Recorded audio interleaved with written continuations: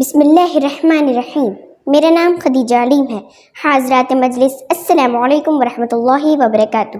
آج کی اس بزم میں میری تقریر کا عنوان ہے میں اور میرے ارادے۔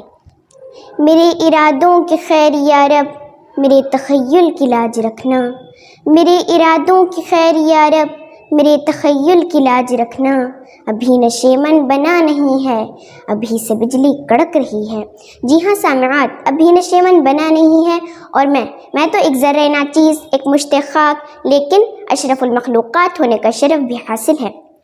اور قرآن کی یہ آیت میرے سامنے ہے، لیس للانسان الا ما سعی۔ انسان کو وہی ملتا ہے جس کی وہ کوشش کرتا ہے۔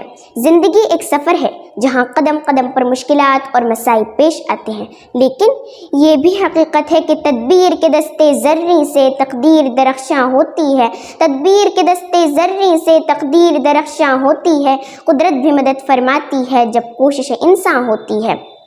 جی ہاں سامعات، یہ بھی ایک حقیقت ہے، پرندہ اپنے پروں سے اور انسان اپنی ہمت سے اڑتا ہے۔ حالات سازگار ہوں یا نہ سازگار، کسی بڑی منزل تک پہنچنے کے لیے ہمت و مردانگی کی ضرورت ہے۔ جہاں تک ارادے کا سوال ہے، ارادے نیک بھی ہوتے ہیں اور بد بھی۔ اب رہا یہ سوال کہ میری ارادے کیا ہیں۔ میں ایک معلمہ بننا چاہتی ہوں، معلمہ یعنی ایک اچھی ٹیچر بننا چاہتی ہوں۔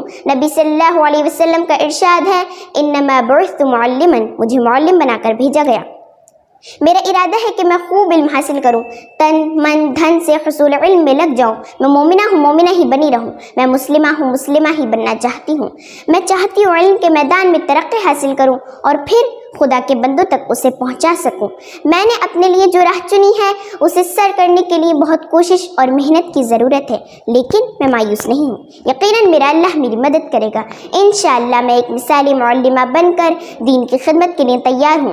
اللہم انی اسألک علما نافعا وما علینا الا البلاغ۔ السلام علیکم ورحمۃ اللہ وبرکاتہ۔